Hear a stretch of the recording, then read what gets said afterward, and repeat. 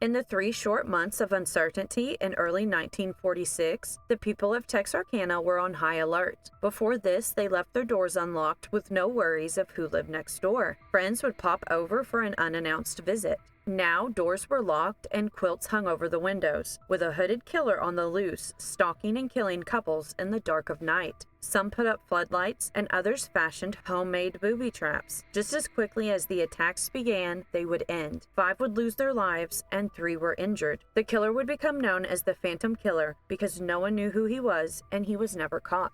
Welcome to our channel, where we talk all things true crime. This video is for educational purposes based on public knowledge. Let's get started. Texarkana, located in Texas and Arkansas, became a bustling area after World War II. The town saw a lot of growth and development. The area was also a hub for travelers with multiple modes of transportation that made stops in the area. Trains carried soldiers home through Union Station. The timber and oil industries dominated the region and brought young male laborers to town. The community was thriving. Hotels and bars went up. A fist fight or even a knife fight could be common, and a shooting was not unheard of. However, the horrors of the 3 months to follow was nothing this southern town had ever seen. On the night of February 22, 1946, Jimmy Hollis and Mary Jean Larry parked off Richmond Lane, a secluded dirt road outside of town, after a double date. While the young couple sat in the car together, they were approached by a man holding a flashlight shortly after parking. He was wearing a white cloth mask that resembled a pillowcase with holes cut in it. Not looking up, Jimmy just told the man that he had the wrong car, at which time the assailant responded,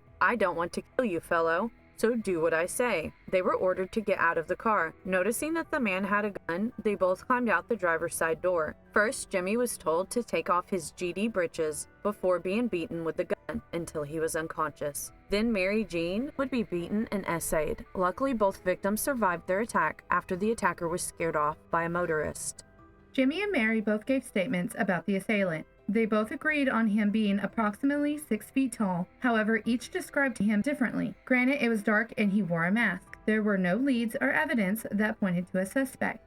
Police viewed this as possibly being a crime of passion from a jealous lover because of the severity of it. When Jimmy was hit in the head twice, it was so loud that Mary actually thought he had been shot. Jimmy suffered a fractured skull and spent days in the hospital. Mary spent overnight in the hospital for a minor head injury. Although this incident shocked the community, things were only going to get worse. On the morning of March 24th, the bodies of Richard Griffin and Polly Ann Moore were discovered in a parked car by a passing motorist 100 yards south of Highway 67. At first, it was reported that people were sleeping in the car. To the police's horror, the couple was not sleeping, but had been murdered. Richard was shot twice while still in the car. Polly Ann was in the back seat and appeared to have been killed outside of the car, as there was blood on the ground. Both were shot in the head. A .32 caliber casing was found at the scene. It had been raining all night, washing away any evidence that may have been left behind. There is a dispute about whether or not Polly Ann was essayed, but she had been embalmed by the undertaker before a full examination was completed on her. No connection was made between the first case and the slaying of Richard and Polly Ann. Life for Texarkana would go on like normal, but only for a short time before another gruesome discovery would be made. In the early morning of April 14th, the dawn would reveal the body of a high school senior boy laying beside a road near Spring Lake Park. Unfortunately, Paul Martin had been shot 4 times. Blood was found across the road as if Paul was trying to run away during the attack. His abandoned car was found about a mile away. His date, Betty Jo Booker, was nowhere to be found. Betty Jo was a 15-year-old high school junior that met up with her boyfriend before plans to go over to a slumber party with friends. Betty Jo would never show up to the friend's house. Volunteers turned out in droves to search for Betty Jo. Radio stations advised against any more people showing up to search because the area was overwhelmed by the extra people. At nearly noon, Betty Jo's body would be found over a mile from where Paul was in a grove of trees. She had been shot in the face and the heart. Again, a .32 caliber bullet was found. Official reports would say that Betty Jo was essayed as well.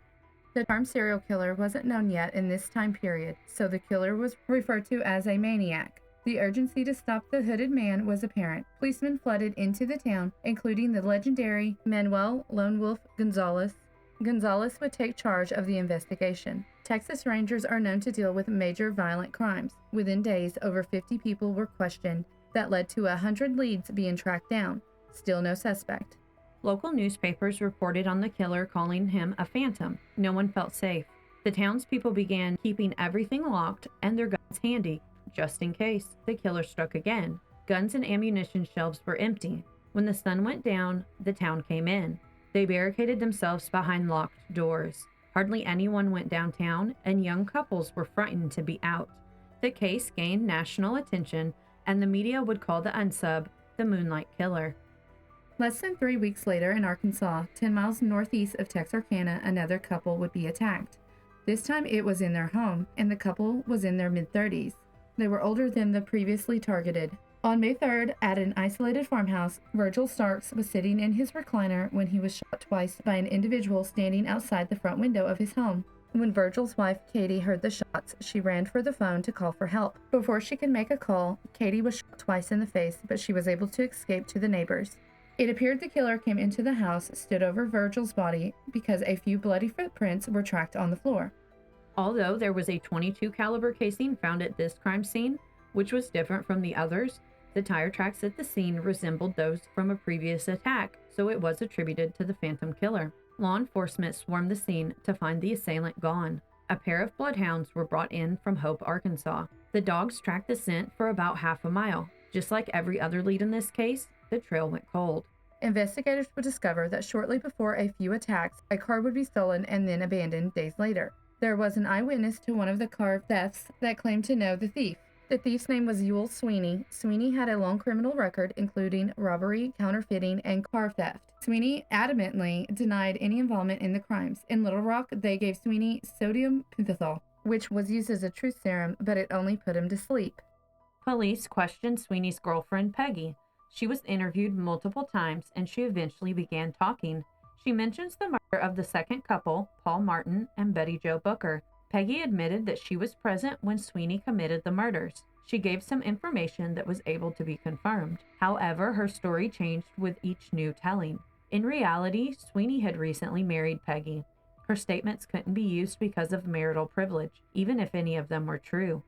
Marital privilege, also known as spousal privilege, cannot be used in a court of law and is protected by the Supreme Court. This law protects the private communication between spouses. With no evidence to tie Sweeney to the slayings, he would only be charged with car theft and given a life sentence as a repeat offender. While Sweeney was behind bars, the murders stopped. In 1973, Sweeney would be released because he was not adequately represented during a trial before 1941, therefore voiding the charge that gave him the enhanced life sentence. Over the course of the investigation, hundreds of men were identified as possible suspects in the case, but would be ruled out when their fingerprints didn't match. Although Sweeney was the only major suspect for these crimes, his fingerprints didn't match either. The officers working the case were divided on whether or not they thought Sweeney was the man behind the hood. Without any solid evidence, Sweeney was never charged for the crimes. Investigation into Sweeney eventually faded. Over the years, relatives of the victims reported that they would receive anonymous phone calls from a middle-aged woman apologizing for what her father had done. Sweeney was not known to have a daughter. Sweeney died in a nursing home in 1994. The Moonlight Murders of Texarkana remains a cold case almost 8 decades later. The Phantom Killer was just that, a ghost of a person who hunted and haunted couples primarily on lovers' lanes on the outskirts of town. The community believed that the Phantom Killer stayed in Texarkana among the people and walked free with no one having any clue who they were. So what do we think? I had never heard of this case, and honestly I was drawn in because it was in Texarkana, and it is kind of relatively close to us. I'd heard it a couple times. There's just not a lot of information. Another YouTuber had done a video on it, and they had drawn the comparison that this case was similar to the Zodiac Killer. The killer wore a hood, and he targeted couples in cars. That's interesting. I didn't even think about that.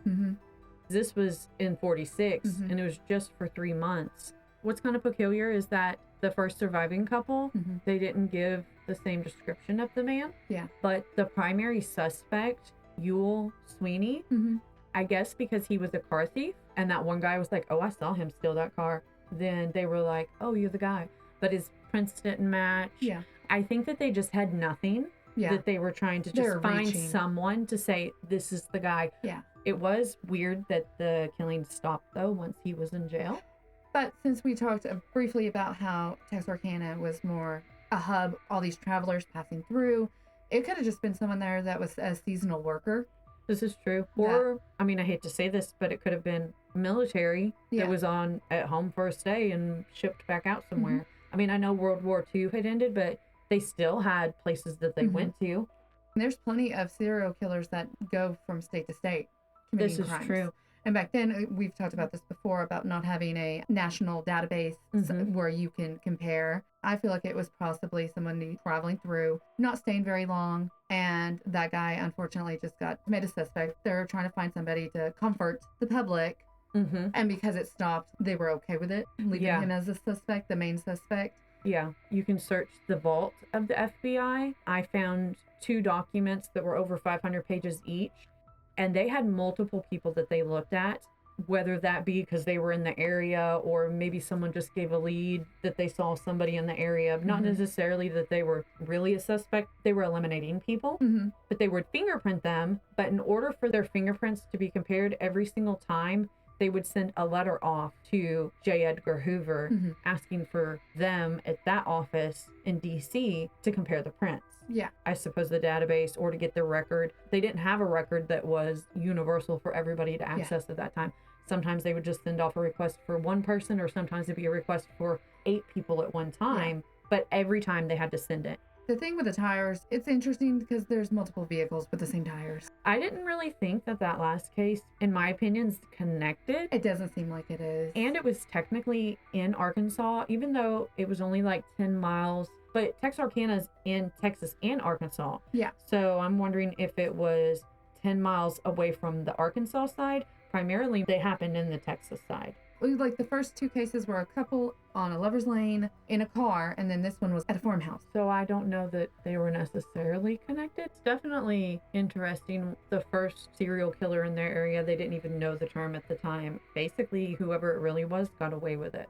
Well, yeah. Unfortunately, I think back then it would be a lot easier to get away with things, especially if it was just somebody that was traveling. You weren't checked at every single point. You weren't checked. You didn't have your name on bank accounts, stuff like on you that would be. You could just be living off heavily cash. Tied to you. Yeah, no debit cards, no credit cards. And they said whatever evidence was collected, because there were the casings, fingerprints, but there was also a string from a hat. Oh, yeah. So they had all of this, but they said that most of that evidence is long gone. So they wouldn't even be able to compare it probably to anything today. Yeah. But probably the suspect is long gone too. So Yeah. I don't know. I guess they could do familial matches maybe. Yeah. So what do you think? Have you heard of this case? Do you think all the crimes were connected to the same person? Where do you think he went after that? Let us know in the comments below.